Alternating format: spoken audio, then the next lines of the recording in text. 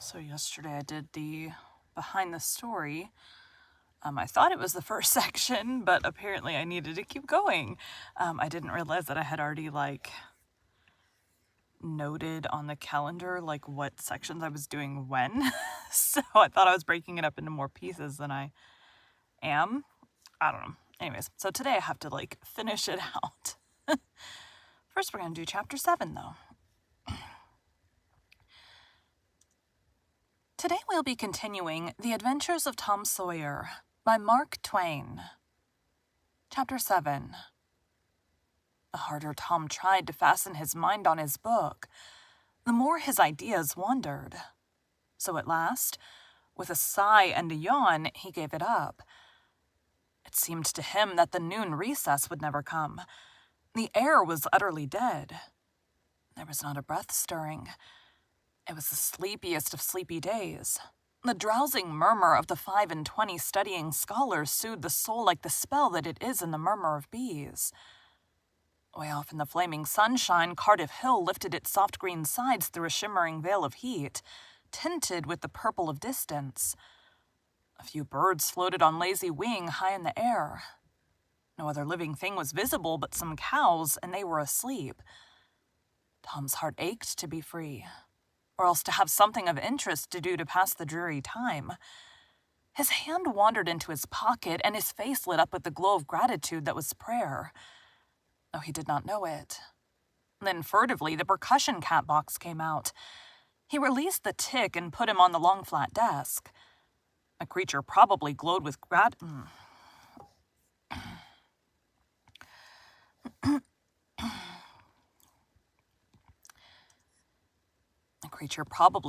a gratitude that amounted to prayer, too, at this moment. But it was premature. For when he started thankfully to travel off, Tom turned him aside with a pin and made him take a new direction.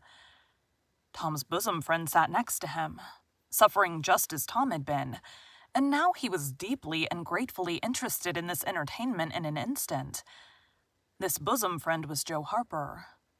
The two boys were sworn friends all the week, and embattled enemies on Saturdays. Joe took a pin out of his lapel and began to assist in exercising the prisoner. The sport grew in interest momently. Soon, Tom said that they were interfering with each other, and neither getting the fullest benefit of the tick. So he put Joe's slate on the desk and drew a line down the middle of it from top to bottom.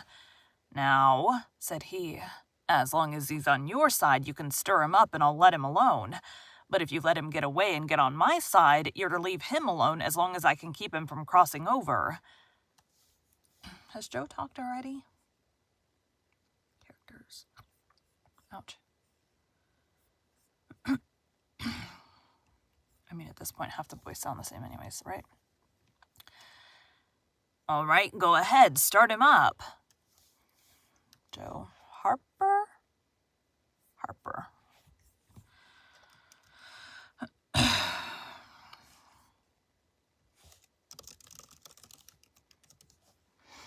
We need to get these in order. Tom, we're going to move Huck up to the top.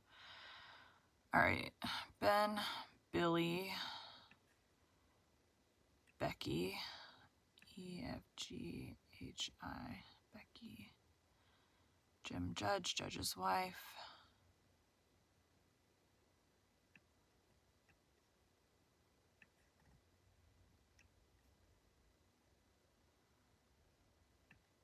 Joe. There we go.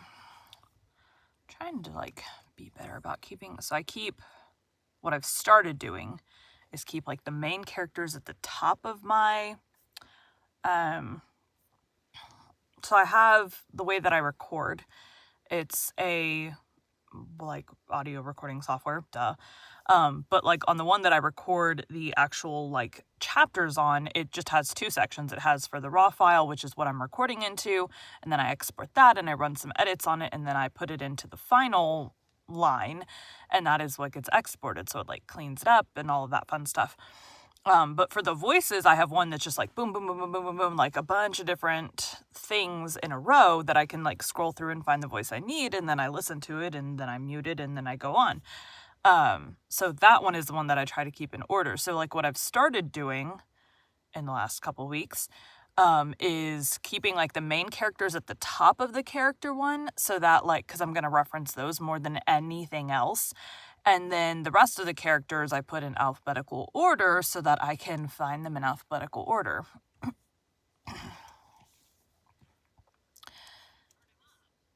The tick escaped from Tom presently and crossed the equator. Joe harassed him a while, and then he got away and crossed back again. This change of base occurred often. While one boy was worrying the tick with absorbing interest, the other would look on with interest as strong. The two heads bowed together over the slate, and the two souls dead to all things else. At last, luck seemed to settle and abide with Joe. The tick tried this, that, and the other course, and got as excited, as anxious as the boys themselves.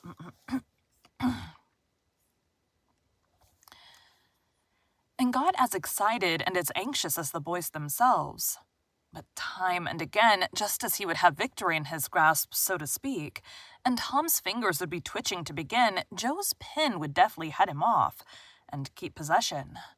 At last, Tom could stand it no longer.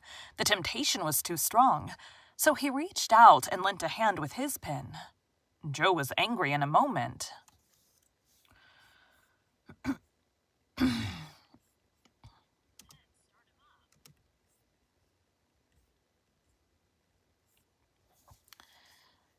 Said he, "Tom, you let him alone. I only just want to stir him up a little, Joe. No, sir, it ain't fair. You just let him alone. Blame it, I ain't going to stir him much. Let him alone, I tell you. I won't.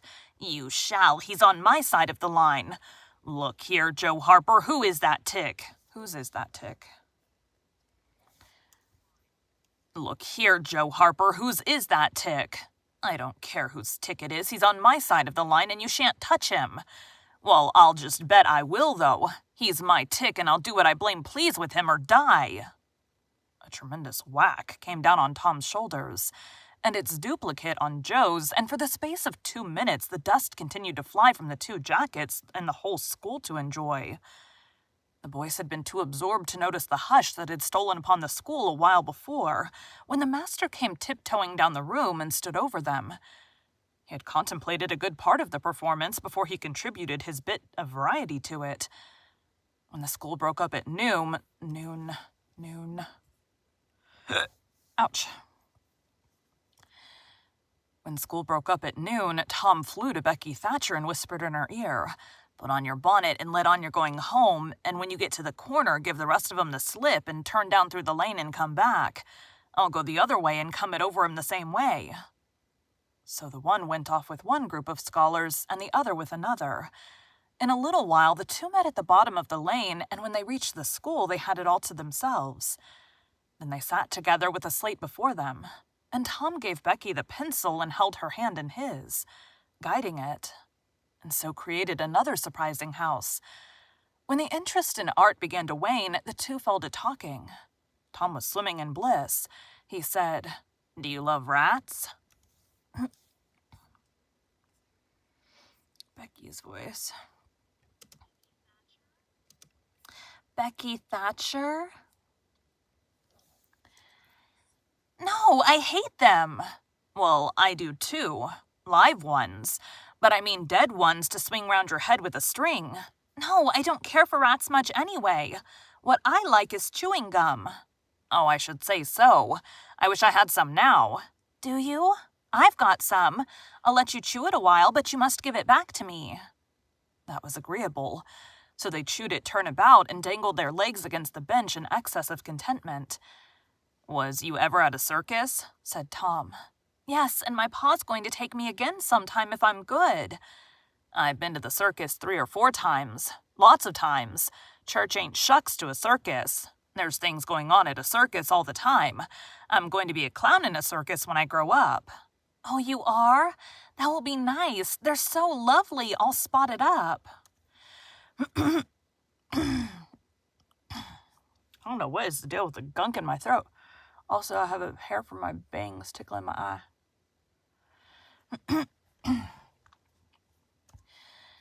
Yes, that... Nope. Yes, that's so. And they get slathers of money.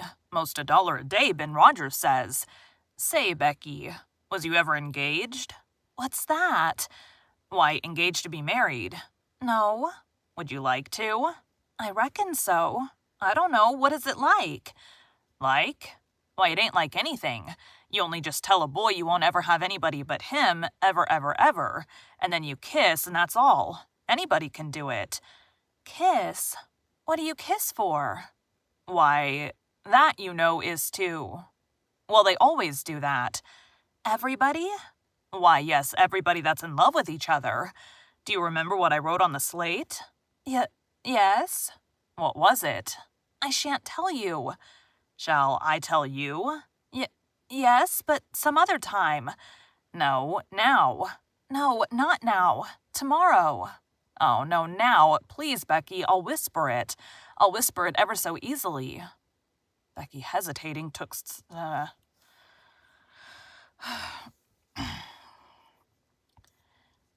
Becky, hesitating. Tom took silence for consent and passed his arm about her waist and whispered the tale ever so softly, with his mouth close to his... His mouth close to his ear, really? With his...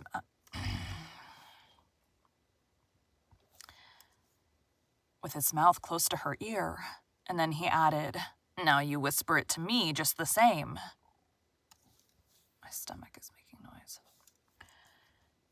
She resisted for a while, and then said, You turn your face away so you can't see, and then I will. But you mustn't ever tell anybody. Will you, Tom? Now you won't, will you? No, indeed I won't. Now, Becky. He turned his face away. She bent timidly around till her breath stirred his curls and whispered, I love you. Then she sprang away and ran around and around the desks and benches with Tom after her, and took refuge in a corner at last with her little white apron to her face. Tom clasped her about her neck and pleaded, Now, Becky, it's all done. All over but the kiss. Don't you be afraid of that. It ain't anything at all. Please, Becky. And he tugged at her apron and the hands. By and by she gave up and let her hands drop. Her face, all glowing with the struggle, came up and submitted. Tom kissed the red lips and said, Now it's all done, Becky. And always after this, you know you ain't ever to love anybody but me. And you ain't ever to marry anybody but me, ever, never, and forever. Will you? No, I'll never love anybody but you, Tom. And I'll never marry anybody but you. And you ain't ever to marry anybody but me either. Certainly, of course. That's part of it. And always coming to school, or when we're going home, you're to walk with me when there ain't anybody looking. And you choose me, and I choose you at parties because that's the way you do when you're engaged. Kids are fun. It's so nice. I've never heard of it before. Oh, it's ever so gay. Why, me and Amy Lawrence. The big eyes told Tom his blunder, and he stopped confused. Oh, Tom, then I ain't the first you've ever been engaged to. The child began to cry. Tom said, Oh, don't cry, Becky. I don't care for her anymore. Yes, you do, Tom. You know you do. Tom tried to put his arm about her neck, but she pushed him away and turned her face to the wall and went on crying. Tom tried again with soothing words in his mouth and was repulsed again. Then his pride was up and he strode away and went outside. He stood about, restless and uneasy for a while, glancing at the door, every now and then hoping she would repent and come to find him. But she did not. Then he began to feel badly and fear that he was in the wrong. It was a hard struggle with him to make new advances now, but he nerved himself to it and entered. She was still standing back there in the corner, sobbing with her face to the wall. Tom's heart smote him. He went to her and stood a moment, not knowing exactly how to proceed. Then he said hesitatingly, Becky, I don't care for anybody but you. No reply but sobs. Becky, pleadingly. Becky, won't you say something? More sobs. Tom got out his chiefest jewel, a brass knob from the top of an andiron, and passed it around her so that she could see it and said, Please, Becky, won't you take it? She struck it to the floor. Then Tom marched out of the house and over the hills and far away to return to school no more that day. Presently, Becky began to suspect. She ran to the door. He was not in sight. She flew around to the play yard. He was not there. Then she called, "Tom! Come back, Tom!" She listened intently, but there was no answer. She had no companions but silence and loneliness. So she sat down to cry again and upbraid herself. And by this time the scholars began to gather again, and she had to hide her griefs and still her broken heart and take up the cross of a long, dreary, aching afternoon, with none among the strangers about her to exchange sorrows with. Thank you for joining Bite at a Time Books today, while we read a bite of one of your favorite classics. Again, my name is Bree Carlile, and I hope you come back tomorrow for the next bite of The Adventures of Tom Sawyer. Ran out of air. I did that wrong. Go back, up, save. Thanks, guys.